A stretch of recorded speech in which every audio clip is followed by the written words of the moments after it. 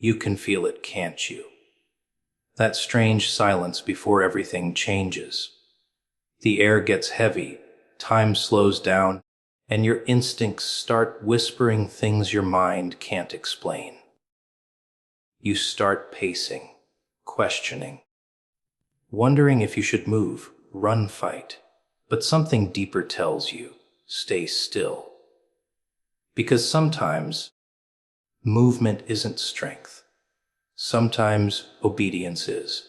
The world will try to rush you, panic you, push you into chaos. But there are moments when you're not meant to act. You're meant to wait. Because something's on its way.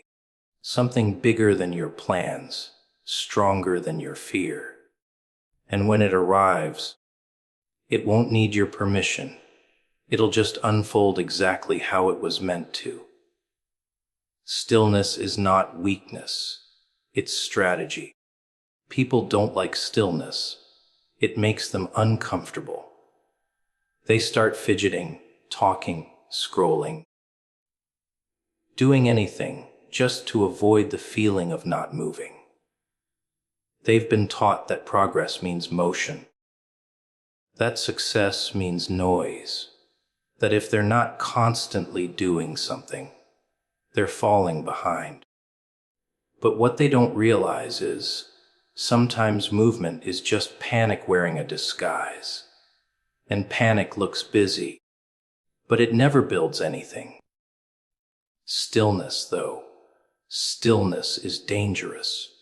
Because when you're still, you start to see. You start to hear. You start to understand what the noise was hiding from you.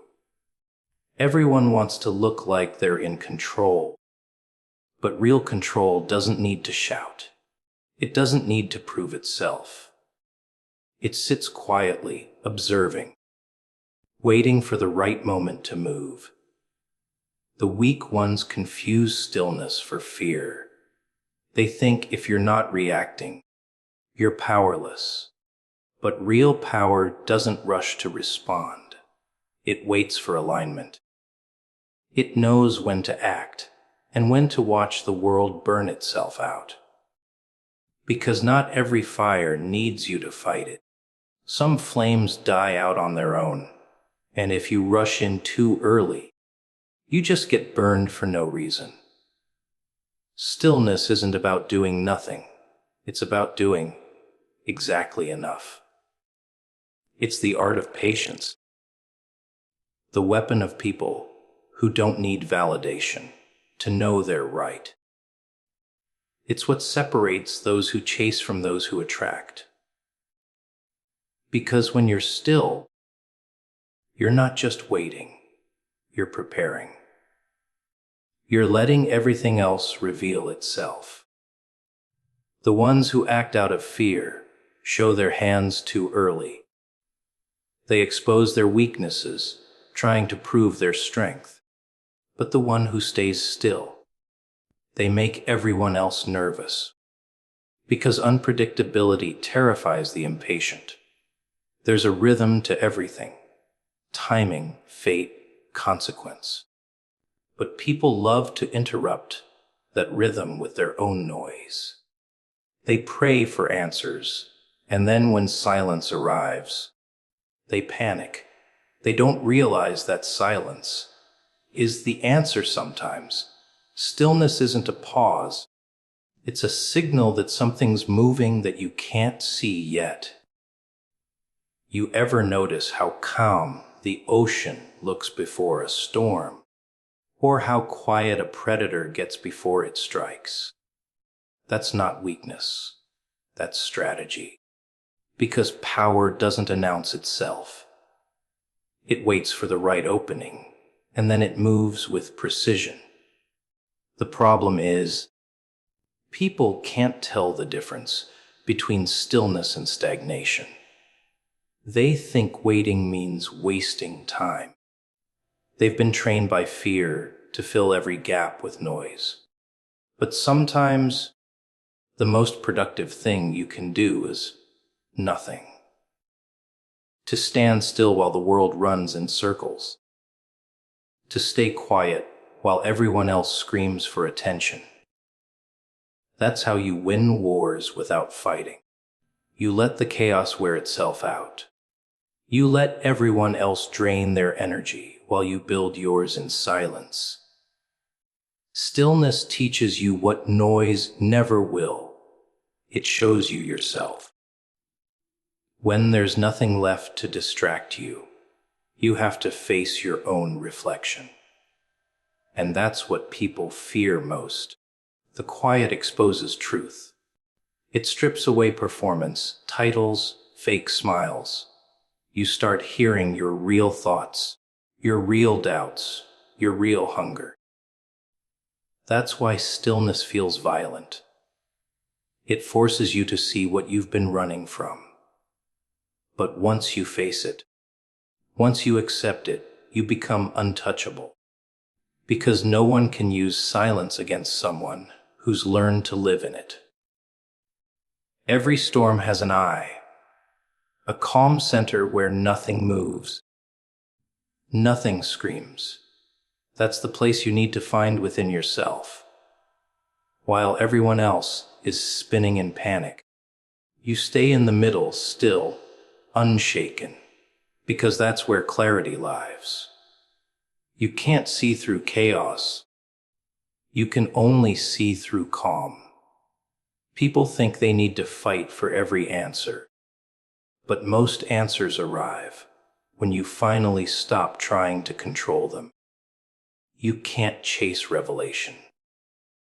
It catches you when you're ready. Stillness doesn't mean you don't feel the pressure. It means you don't let it dictate your next move. You can feel the storm raging around you and still stand your ground, because you know the difference between urgency and destiny. Urgency comes from fear. Destiny comes from understanding. The impatient act out of desperation. The wise act out of timing. Stillness gives you that timing. It gives you the vision to see when it's time to strike, when it's time to wait, when it's time to let go. The world wants reaction. It feeds on it. The more emotional, the better. That's how it keeps control, by keeping you busy responding to everything. But when you stop reacting, when you stay still, you take that control back. You become unpredictable. You stop dancing to the rhythm they set for you. Stillness is rebellion in a world addicted to noise. It's saying, I don't need to rush. I don't need to chase. I know what's mine won't miss me. And that's what people can't stand. You're calm. They'll try to provoke you, question you, pressure you, anything to get a reaction. Because if you stay still, they lose power. Your stillness exposes their chaos. It mirrors their fear back at them. And suddenly, they realize they can't manipulate someone who isn't desperate to move. That's why stillness is misunderstood. It's not passivity. It's power disguised as peace. It's control without control. It's knowing that while everyone else burns themselves out trying to force their fate, it's colder. You're standing right where you're supposed to be, watching everything fall into place exactly as it should. Stillness is not weakness. It's strategy. Most people don't know how to stay still. They confuse silence with defeat. They twitch. They rush. They panic when things don't move fast enough. They think motion means progress, that chaos means purpose. But there's a certain kind of power in staying unmoved, a danger in waiting too calmly. Stillness unsettles people. They can't predict someone who doesn't react. They can't control someone who doesn't flinch. When you're still, they start projecting their fear onto you. They call you lazy, lost, unmotivated, because your calm makes them uncomfortable. They need noise to feel alive, you don't. People think strength is about doing more, working harder, shouting louder, running faster. But real strength is knowing when not to move, knowing when to watch, knowing when the right move is no move at all. Stillness is a game of patience, and patience terrifies the impulsive. Because while they burn themselves out chasing validation, you're standing quietly, collecting information, studying patterns, waiting for timing to work in your favor. The world belongs to those who can wait without losing their edge. Stillness doesn't mean you've given up. It means you're tuned in.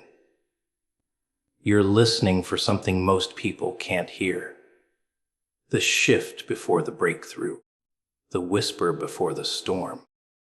There's always a moment before things change, when the air gets thick and your instincts scream to act. But if you can hold your ground in that silence, you'll see what panic hides. Because panic blinds, stillness reveals. The impatient always move too early. They think they're chasing opportunity, but they're really running from discomfort. You're not supposed to move every time the world shakes. Sometimes you stand still and let everything else collapse around you. There's power in restraint. Anyone can react. Only the disciplined can wait. Stillness is control. Control over your emotions, your impulses, your need to be seen. When you stop chasing validation, you become dangerous. Because they can't tempt you, they can't rush you, they can't predict you. Stillness gives you the one thing chaos can't: clarity. While everyone else drowns in their own noise, you're quietly seeing everything for what it really is. You ever notice how predators move before they strike? Slow, calculated, measured. The prey panics, runs, makes mistakes. The predator waits for the exact second the odds shift, then moves once. That's stillness. It's not doing nothing. It's doing enough. You don't waste energy proving a point. You wait until action actually matters. The impatient waste power on reaction. The still conserve it for precision. Stillness isn't about peace. It's about pressure. It's holding steady when everything inside you wants to run. It's looking chaos in the eye and not blinking. People will never understand how hard that is. To stay calm while your world shakes. To breathe when everything in you wants to scream. But if you can master that, you can outlast anything. Because storms don't last forever. But those who panic in them always drown first. When you stay still, you give space for things to align. You give the unseen time to work. There are forces bigger than your plans. Timing stronger than your control. You can't rush what's meant for you. And you can't delay what's not. Stillness is the language of trust. The quiet understanding that just because you're not moving doesn't mean nothing's happening. Sometimes the biggest shifts happen while you wait. The truth is, people fear stillness because it exposes them. In silence, you can hear your own thoughts, your own doubts, your own truth. And truth isn't comfortable. That's why they fill their days with noise, to drown it out. But when you embrace stillness, you stop running from yourself. You start to understand that most of what you've been chasing was never meant for you. That's when real transformation begins. Not when you move, but when you finally stop. Stillness is power in disguise. It's the calm before your rise, the breath before the hit. The world will try to convince you that you're wasting time, that you're falling behind. Don't listen. Let them run. Let them exhaust themselves trying to force what's already written. When the time comes, you'll move once, and everything will shift. Because stillness was never about waiting. It was about knowing when to act, when to pause, when to trust that the storm outside doesn't change the strength inside. Divine timing doesn't rush to meet human fear. That's the problem, isn't it? People think they can schedule destiny. They think they can make something happen just because they're ready. Or worse, because they're desperate. They pray for things, beg for signs, and when nothing shows up, they panic. They think silence means denial, but that's not how it works. Timing doesn't care about your anxiety, your tears, or your impatience. It moves when it's supposed to, not when you want it to. And that's what drives people insane, because they want control. They want to be God over their own story. But life doesn't take orders. You ever notice how people crumble when they don't get what they want right away? They start questioning everything. Faith, purpose, even themselves. They don't understand that waiting isn't punishment. It's precision. Because if what you want came too early, it would destroy you. Timing doesn't delay to hurt you. It delays to prepare you. But people can't see that while they're pacing in circles, screaming into the silence, trying to force doors that aren't ready to open. They want things instantly, even if it means losing them just as fast. Fear makes people move too soon. They rush into relationships because they're scared to be alone. They settle for jobs they hate because they're scared of uncertainty. They chase validation because they're scared of being unseen. And every time they do, they trade destiny for distraction. Fear makes them build lives on panic instead of patience. But divine timing doesn't bend to fear. It exposes it. It sits you down in silence and says, "Let's see if you really trust what you say you believe." You can't fake patience. You can fake confidence, fake faith, fake peace, but not patience. Because patience isn't about smiling while you wait. It's about trusting while you have no proof. And that's the hardest part. People want to see progress, movement, results. But sometimes, the universe hides them just to test your endurance. You can't plant a seed and dig it up every hour to check if it's growing. That's what most people do with their dreams. They plant faith one day and dig it up with doubt the next. There's a reason divine timing moves in silence. Because if you knew how close you were, you'd mess it up. You'd talk too much, act too fast, or invite the wrong people into your next chapter. Silence protects your process. It hides you while you build. That's why some seasons feel lonely. Not because you're forgotten, but because you're being refined. You're being stripped of distractions, of fake support, of impatience. Because when it's finally time, you can't afford to be half prepared. People love to say, everything happens for a reason, but they only believe it when the reason benefits them. The moment the waiting hurts, they forget the phrase. They start calling delay rejection, when it's actually redirection. Timing doesn't make mistakes. Every not yet is there to save you from something you can't see. But fear convinces you that silence means failure. Fear tells you to settle. Fear tells you that waiting is weakness. So you start chasing what isn't meant for you, trying to fix what was never broken, trying to prove something that didn't need proof. Fear rushes, faith rests. That's the difference. Fear says, do it now before it's too late. Faith says, if it's meant for me, it can't be too late.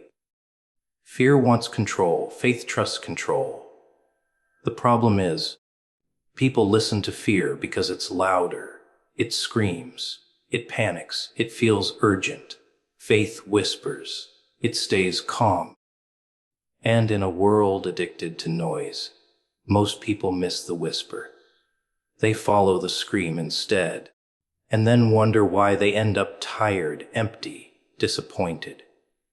Timing isn't cruel, it's calculated. It knows the version of you that can handle the blessing you've been asking for. That's why it waits. It's not waiting on the world. It's waiting on you. It's waiting for your character to catch up to your calling. You can't ask for a crown while you're still thinking like a slave.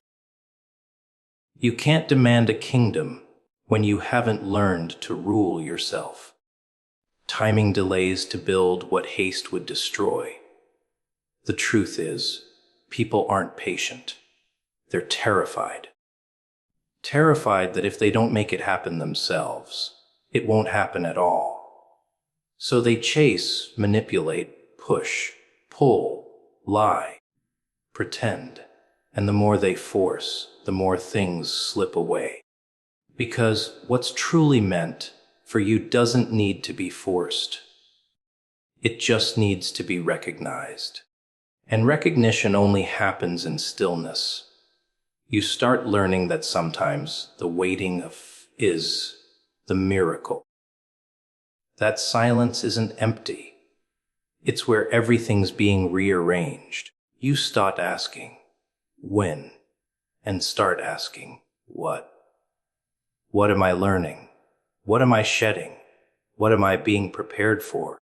Because divine timing doesn't delay, it develops.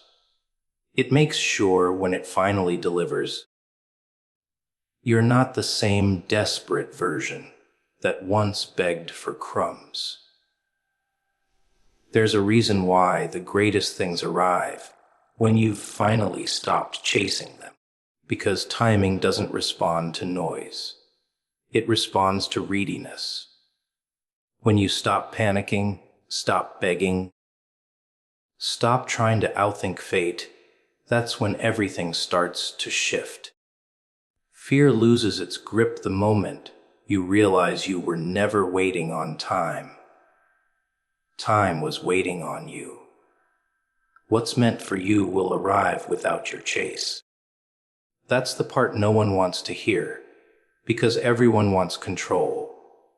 They want to plan every second, every move, every outcome. They want to force doors open and call it ambition. But the truth is, chasing something that's already yours is just another form of fear. You don't chase what's meant for you. You attract it by being ready for it. And when you're ready, it finds you. No struggle, no begging, no convincing. It just fits, like it was always supposed to. But people don't like waiting for things to come to them. They've been taught that stillness is laziness, that rest is weakness, that hustle means worth. So they chase everything: love, money, validation, attention, thinking speed equals success. They wear exhaustion like a trophy, thinking it proves they're doing something right. But there's a difference between pursuit and panic. One is intentional, the other is desperation wearing ambition's mask. People call it drive.